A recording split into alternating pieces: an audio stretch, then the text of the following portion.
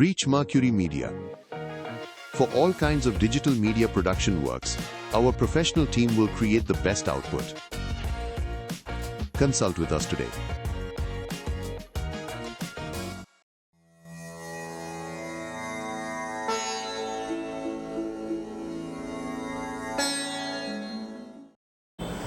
ஓம் சரணாகத தீனார்த்த பரித்ராண பராயணே சர்வஸ்யார்த்திகரே தேவி நாராயணி நமோஸ்துதே.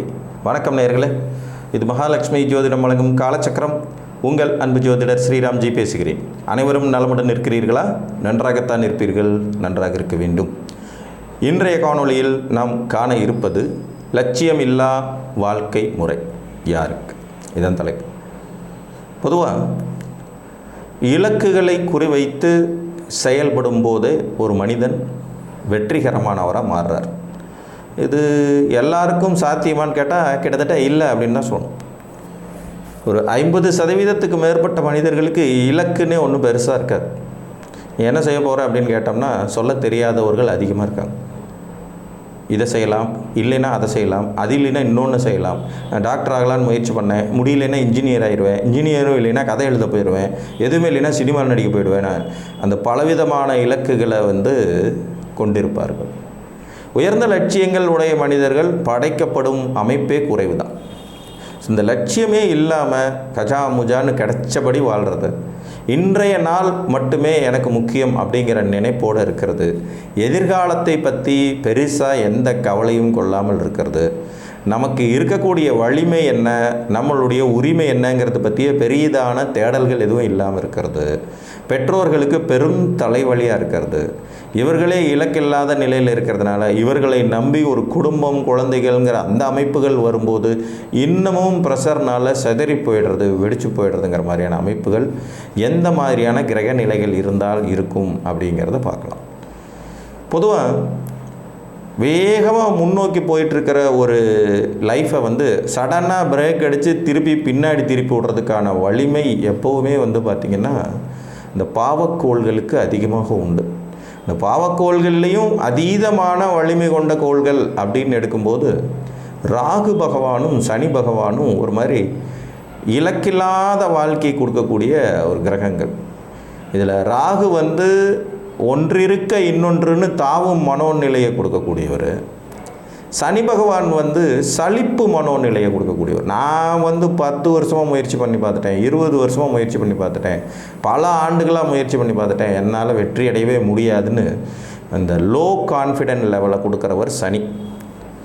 ராகு எப்படிப்பட்டவர் அப்படின்னு பார்த்தீங்கன்னா, ஒரு விஷயத்தை செஞ்சு அதை சக்ஸஸ் போகிறதுக்கு முன்னாடியே அதிலிருந்து விட்டுட்டு இன்னொன்று தாண்டுறது, அந்த தாண்டி கொண்டே இருக்கும் மனோநிலை, அதாவது அவசர கொடுக்கத்தனத்தை அதிகமாக கொடுக்கக்கூடியவர் ராகு. சலிப்பு மனோநிலையை அதிகமாக கொடுக்கக்கூடியவர் சனி. இப்போ உங்கள் லக்னத்தில் இந்த 2 பேரும் அமர்ந்து இவர்கள் லக்ன சுபர்கள் இல்லாத நிலையில் உங்கள் லக்னத்தில் உட்காந்துருந்தாங்கன்னா லட்சியம் இல்லாத வாழ்க்கையை உங்களை வாழ வச்சுருவாங்க. இதில் இவங்க மிடில் ஏஜில் திசை நடத்தினாங்கன்னா இன்னும் மோசம். லக்னத்தில் சனி இருக்கார், அவர் உங்கள் லக்னத்துக்கு சுபர் கிடையாது. அவர் அந்த இடத்துல ஆட்சி, உச்சம், மூலத்திரிகோணம் மாதிரி எதுவும் பெறலை, அதிநட்பும் பெறலை. அப்போ ஆட்டோமேட்டிக்காகவே முதல்ல மந்தத்தனத்தை கொடுப்பார், ஸ்லோனஸ். இது குறிப்பாக பார்த்திங்கன்னா ஒரு மேச லக்னம், கடக லக்னம், சிம்ம லக்னம், விருச்சிக லக்னம், தனுசு லக்னம், மீன லக்னம், இந்த மாதிரி வீடுகளில் சனி லக்னத்திலே உட்காரும்போது இந்த லட்சியம் இல்லாத மனோநிலையை கொடுத்துருவார். அதுக்கு காரணம் சலிப்பு மனோநிலையும் சோம்பேறித்தனமும் தான் முதல்ல எடுத்தோன்னு இருக்கும். சலிப்பு மனோநிலை, நான் என்ன முயற்சி பண்ணி ஆகிட போகுது, நான் ஒரு ஓட்டு போட்டு தான் ஒன்று உலகம் மாறிட போதா, நான் எதிர்த்து குரல் கொடுத்தோன்னே எல்லாமே சரியாயிட போதாங்கிற மாதிரியான அந்த சலிப்பு மனோநிலை கொடுக்கும். இது ஒன்று. இந்த விதி லக்னாதிபதி பெரும் அளவுக்கு பலம் பெறாத நிலையில் தான் அதிகமாக ஏற்படும். லக்னாதிபதி வலுவாக இருந்தார்னா லக்னத்தில் எந்த கிரகம் உட்கார்ந்து இருந்தாலும் அதை பற்றி கவலைப்பட வேண்டிய அவசியமே இருக்காது. இப்போ உதாரணமாக இப்போ மீன லக்னத்திலேயே சனி இருக்கார், மந்த கிரகம். ஆனால் லக்னாதிபதி குரு உச்சமாக இருக்கார். இப்போ இவரை போய் மந்தம் அப்படின்னு நம்ம கணக்கெடுக்கவே முடியாது, லட்சியம் இல்லாத மனிதர் அப்படின்னு கணக்கெடுக்கவும் முடியாது. காரணம், லக்னாதிபதி உச்ச வலுப்பெற்று லக்னத்தை பார்த்துட்டு இருக்கார். அப்போ லக்னமும் ஒளி பொருந்திய நிலைக்கு வந்துடுது. என்ன மோசமான கிரகம் லக்னத்தில் இருந்தாலும் லக்னாதிபதி பவர்ஃபுல்லாக இருக்கார். ஸோ உயர்ந்த லட்சியம் கொண்டவராக இருப்பார். ஸோ இந்த லக்னத்தில் சனியும் ராகு சம்மந்தப்படும் போது இந்த நிலைகள் ஏற்படும். இதில் இவங்க ஆட்சி உச்சம் அடைந்திருந்தாலோ அல்லது லக்னாதிபதியாக இருந்தாலும் அல்லது லக்னாதிபதி வேறு இடங்களில் வலுவோடு இருந்தாலும் இந்த நிலை மாறும். இது ஒரு விதி. ரெண்டாவது, லட்சியங்களையும் உயர்ந்த நோக்கங்களையும் குறிப்பிடுற வீடு 5ஆம் இடம். இந்த 5ஆம் அதிபதியோடு சனி ராகு சம்பந்தப்பட்டாலும் 5ஆம் அதிபதி மிகவும் பலகீனமான நிலையில் இருந்தாலும் 5ஆம் அதிபதி ஒருத்தர் கெட்டு போய்டுறார். இப்போ உதாரணமாக ஒரு விருச்சிக லக்ன ஜாதகம், இவங்களுக்கு 5ஆம் அதிபதி குரு. இந்த குரு 3ஆம் இடங்கிற முயற்சிகள் ஸ்தானத்தில் நீச்சமாக இருக்கார். அவரோட கூடவே ராகு வேற 5 டிகிரிக்குள்ளே இருக்கார். ஸோ குரு வந்து நீச்சம் மற்றும் கிரகணம்ங்கிற 2 நிலை அடைஞ்சார். இப்போ அந்த 5ஆம் அதிபதி கெட்டும் போய் ராகுவுடன் பீடிக்கப்பட்டு அது சனியோட வீடாக இருக்கனால இவருக்கு லட்சியம்னா என்ன, கிலோ என்ன விலை, அது எந்த கடையில் கிடைக்கும்னு கேட்குற மாதிரியான மனோநிலையில் இருப்பாங்க. என்ன உன்னுடைய இலக்கு அப்படின்னு கேட்டோம்னா, என்ன இலக்கு, உயிரோடு இருக்குமே அதுவே பெரிய விஷயம் தானே அப்படிம்பாங்க. எதிர்காலம் பற்றின திட்டமிடலோ செயல்களோ சிந்தனைகளோ தனது வாழ்வியல் பற்றிய தெளிவோ புரிதலோ இல்லாத விதிகளை கொடுத்துவிடும் தன்மை கொண்டது இந்த அமைப்பு. இதுலேயும் ராகுவோட நிலைமை இன்னும் மோசம்.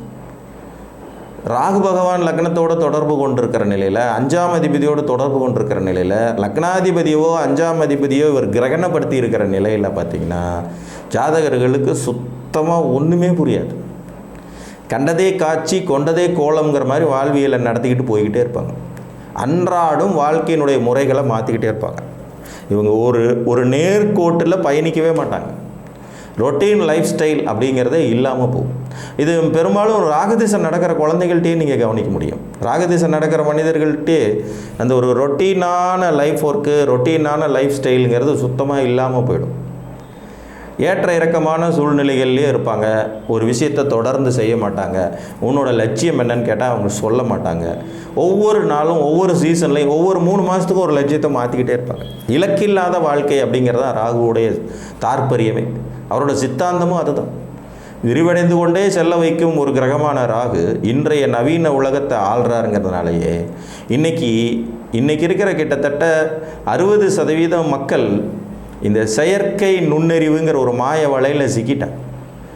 இப்போ social media, Instagram, Facebook, WhatsApp, இது தர்ற தகவல்களும் இது தர்ற இன்ஸ்டன்ட் கிளர்ச்சியையும் இது தரக்கூடிய இன்ஸ்டண்ட்டான ஒரு மகிழ்ச்சியுமே விரும்பி அது பின்னாடியே போகக்கூடிய வேறு எந்த பெரிய லட்சியமும் இல்லாமல் உட்காந்துருக்கும். 3 மணி நேரம் 4 மணி நேரம் சிலர்லாம் பார்த்திங்கன்னா சும்மா ஃபோனை வெறும் ஸ்க்ரோலிங் மட்டுமே பண்ணிகிட்டு இருக்காங்க. அதுலேருந்து எதுவுமே கற்றுக்கிறது இல்லை. ஜஸ்ட் லைக் தட் அப்படின்னு கடந்து போகிறாங்க. வாழ்க்கையில் மிக மதிப்புமிக்க ஒன்று என்னென்னா அது டைம் தான். ஆனால் அந்த டயத்தை வந்து ரொம்ப சர்வசாதாரணமாக காலி பண்ணி வைக்கக்கூடிய அமைப்பு இந்த ராகுவுக்கு உண்டு. சனி வந்து சலிப்பு மனோநிலையை கொடுத்து ஒருத்தருக்கு இலக்கு இல்லாமல் பண்ணுவார். ஆனால் ராகு வந்து பார்த்திங்கன்னா தேவையற்ற விஷயங்களுக்காகவே மண்டையை உடச்சிக்கிட்டு இவங்களுடைய வேல்யூபிளான டைமை வேஸ்ட் பண்ணிடுவார். ஸோ இந்த 2 கிரகங்களின் பிடியில் ஒரு ஜாதகம் சிக்கி இருந்துச்சுன்னா அது கண்டிப்பாக இலக்கில்லாத ஜாதகமாக போய்விடும். உங்கள் லக்னத்தில் ராகு இருந்து சனி இருந்த லக்னாதிபதி கொஞ்சம் சுமாரான பவரில் இருந்தாருன்னா நீங்கள் லட்சியங்களை வளர்த்து கொள்ள வேண்டியது அவசியம். அப்படி இல்லைன்னா வாழ்க்கையில் எந்த இலக்குமே இல்லாமல் வாழ்க்கை அது பாட்டு கடந்து போயிடும். 5ஆம் அதிபதி பலகீனப்பட்ட நிலையில் அவரை ராகு பிடித்திருந்தாலும் ரொம்ப க்ளோஸாக கிரகணப்படுத்தியிருந்தாலும் லட்சியங்கள்ங்கிற பேரில் கதைக்கு உதவாத எதற்குமே பிரயோஜனப்படாது. அதாவது +2 வந்து பார்த்திங்கன்னா ஜஸ்ட்டு பார்டரில் பாஸ் பண்ணிவிட்டு காலேஜில் வந்து ஒரு 10 தாட்டி அரியர் வச்சு பாஸ் பண்ணி முடிச்சுவிட்டு வெளியே வந்துட்டு நான் ஐஏஎஸ் படிக்க போகிறேன்னு டைமை வேஸ்ட் பண்ணிகிட்ருப்பாங்க. நம்மளுடைய அறிவாற்றல் என்னங்கிறது +2லேயும் காலேஜ்லேயுமே தெரிஞ்சு போயிடுச்சு. அதுக்கப்புறம் வந்து வருஷ கணக்கில் டைமை வேஸ்ட் பண்ணுவாங்க. இலக்கியம் தான் என்னோடய லட்சியம் அப்படின்னு சொல்லிட்டு டைமை வேஸ்ட் பண்ணிக்கிட்டே இருக்கக்கூடிய ஒரு அமைப்பாக இருக்கும். இல்லை நான் சினிமாவில் பெரிய ஆள் ஆகியே தீருவேன் அப்படின்னு டைமை வேஸ்ட் பண்ணிகிட்டே இருப்பாங்க. அரசியலில் குதித்து பெரிய ஆள் ஆகியே தீருவேன் டைமை வேஸ்ட் பண்ணிகிட்டே இருப்பாங்க. அந்த மாதிரி தேவையற்ற முயற்சிகள் செய்கிறது அதுதான் என்னோடய லட்சியம் அப்படிங்கிறது மாதிரி தேவையற்ற முயற்சிகளை செஞ்சும் சரியான பாதையை தேர்ந்தெடுக்க முடியாமல் பண்ணிடக்கூடிய அமைப்பு. நீங்கள் நல்லா கவனித்து பார்த்தீங்கன்னா சனி ஒரு இருள் கிரகம், வெளிச்சம் ரொம்ப குறைவாக இருக்கிற கிரகம். ராகு மகா இருள் கிரகம், இருட்டில் வழியை தேடினால் எப்படி கிடைக்கும் அப்படிங்கிறது மாதிரி தான். இந்த 2 கிரகங்களும் உங்களை வழி மாற்றி, தடம் மாற்றி, நெறி மாற்றி, குறுகிய வட்டத்துக்குள்ளே சிக்க வைத்து மாய உலகில் சிதறைத்து விடும் தன்மை கொண்ட கிரகங்கள். ஸோ இவங்கக்கிட்ட நாம் எப்போவுமே விழிப்புணர்வோடு, கவனத்தோடு, எச்சரிக்கையோடு இருக்கணும். ஒருவேளை நம்ம ஜாதகத்தில் இந்த மாதிரியான அமைப்புகள் இருக்குன்னா அதை மாற்றுவதற்கான சுபக்கோள்களின் வலிமைகளை அதிகப்படுத்தி கொள்ளுதல், தெய்வ வழிபாடு, நேர்மறை சிந்தனைகள், என்னால் முடியும் என்கின்ற குறிக்கோள், நல்ல ஒரு ஆலோசனைகளை கேட்டு அதை பின்பற்றி நடத்தல் போன்றவற்றின் மூலமாக உங்கள் வாழ்வியலிலும் லட்சியம் உடைய வாழ்க்கையாக மாற்றிக்கொள்ள இயலும் என்று கூறி, மீண்டும் ஒரு காணொலியில் உங்களை சந்திக்கும் வரை உங்களிடமிருந்து அன்புடன் விடைபெற்றுக் கொள்வது உங்கள் அன்பு ஜோதிடர் ஸ்ரீராம்ஜி. நன்றி, வணக்கம்.